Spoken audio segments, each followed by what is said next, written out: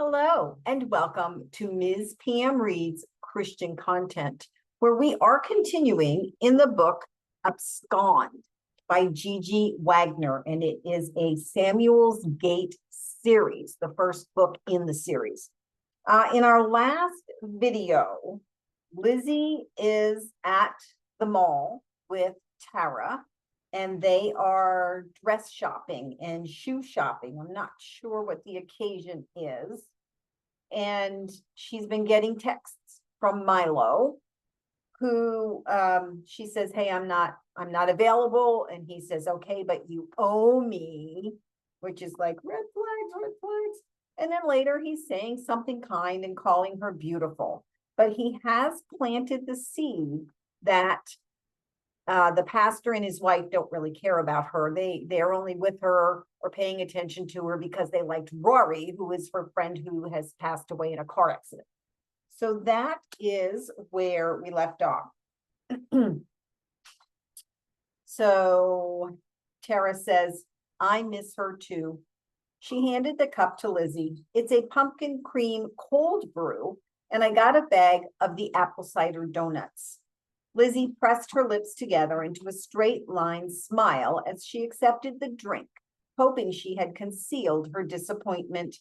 She made another tick, a mental tally of sorts that supported Milo's case against Tara. As if on cue, Lyzee felt the vibration of her phone and bent down to reposition the shopping bags under the table, conveniently sneaking a peek at the screen. Hey, beautiful. I hope you get a caramel macchiato and an original maple glazed donut while you're there. You deserve it. The hair on Lyzee's arms stood on end, and she twisted in her seat one way and then the other. She eyed everyone around. No, that would not be rational. This was just a weird coincidence. Earth to Lyzee. Lyzee's eyes shot up and immediately noticed the serious look on Tara's face. She put down her phone to wait for what came next. Danny and I are worried about you. You just don't seem like yourself. Of course she seemed different. Without Rory, she was not the person Danny and Tara knew. It was only a matter of time before they rejected her. Good thing she had found Milo. He built her up, taking away most of her self-doubt, and she felt safe sharing her innermost secrets. She didn't need anyone's worry or pity. Lyzee regarded the nearly full cup of cold brew and contemplated whether or not to throw it in the trash. I thought it was going to say to throw it at Tara. Okay, whether or not to throw it in the trash. Tara was rambling on about the women's conference she was attending next week, and Lyzee guessed she wouldn't even notice. The more Lyzee thought about it, a defiance bubbled to the surface, and she held the cup over the can, allowing it to drop with a thud. Everyone knew how much she disliked anything with pumpkin. Tara was a few steps in front of her, and Lyzee hurried to catch up. There you are. Tara smiled, her eyes twinkled. That was all it took for Lyzee to feel guilty, but reasoned to herself that Tara should have asked what she wanted. She shifted her bags and leaned into the heavy door that led to the parking garage, with Tara right behind her.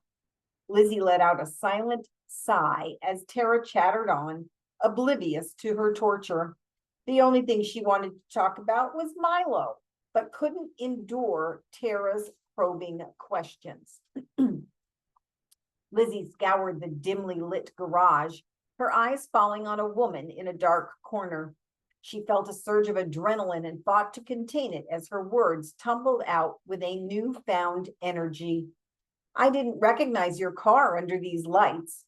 It must have been the abruptness of Lyzee's voice that made Tara turn her head. Raising the bag in her hand for emphasis, Lyzee continued, I hope you know how much I'm going to have to practice walking in these boots before I'm ready to venture out. Tara laughed and added, maybe starting out with a 3-inch heel was a lofty goal. Tara seemed oblivious as she slipped the car into drive. They'd made it almost to the exit sign when the woman made it to a standing position, removing any doubt of her identity. Lyzee could feel the steely glare across the lot from her mom, and her body shuddered. She pointed in the opposite direction, hoping Tara's gaze would follow. Hey, what kind of a car is that? The bright sunshine landed on Lyzee's face as their car emerged from the darkness, and she breathed a quiet sigh of relief. I'm sorry, I'm not sure which car you were talking about, Tara said. Lyzee slumped, squirming in her seat as she fought the urge to check her text messages. The gentle vibration torturous. With every buzz, she could imagine Milo's anger mounting.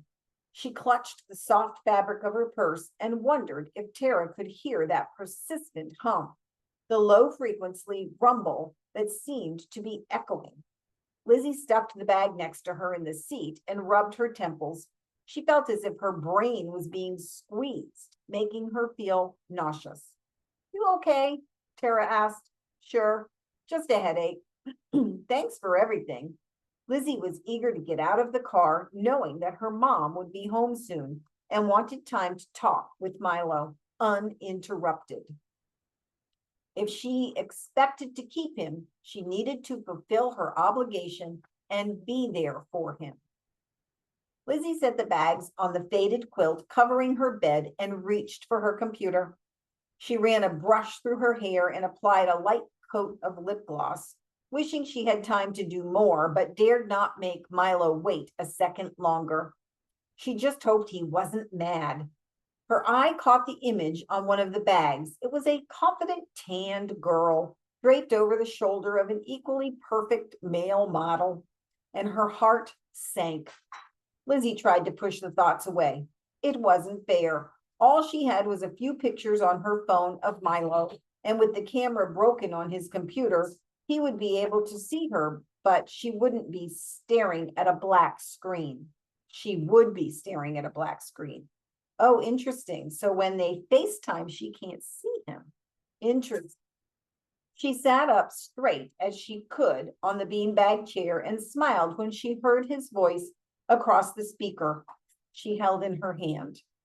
Lyzee's eyes widened until her eyes were as large as saucers, and the heat that radiated from her face was excruciating. The deafening banging coming from the door was making it almost impossible to hear Milo's calming voice. It's okay, beautiful. You were great, and I'm not mad anymore. Just be sure to log out of the app and close your computer before you open the door. I'll talk to you later. Lyzee grabbed the shopping bags, moving them out of view, and ran her hand across the zipper on her jeans before she reached for the doorknob. Her mom's angry voice bellowed in her face, and she slunk back, crossing her arms in front. Fear kept her from blinking while she stood as far away as possible. I saw you at the mall with that highfalutin church lady. How dare you ignore me like that? You think you're something, Elizabeth Noel James?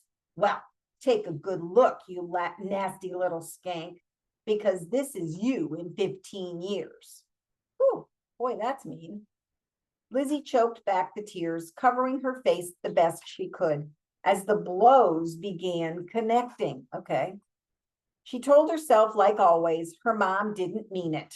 In fact, she was coming off the drugs. I would feel and would feel bad for hitting her. She was always sorry. The door slammed and Lyzee curled into a ball, pulling her pillow to her chest as the gut-wrenching sobs took over. She had been through this too many times to count, so why did her mom's outbursts still break her heart? Lyzee rolled over onto her back with her tears fading, and she glared at the ceiling. If she could manage to hold it together, Milo had promised to marry her as soon as they both graduated from high school.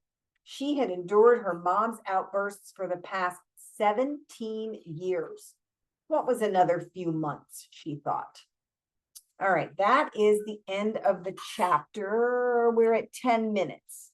I just want to say that if you are in that sort of a domestic abuse situation, now again, this is a Christian fiction, but unfortunately, this stuff does happen. So if you are in that type of a situation, please reach out to someone, a trusted friend, a trusted pastor. Talk to somebody, not an unknown man that you don't see and who can be mean. All right. Whew. I hope you have a blessed day, and I will see you next time.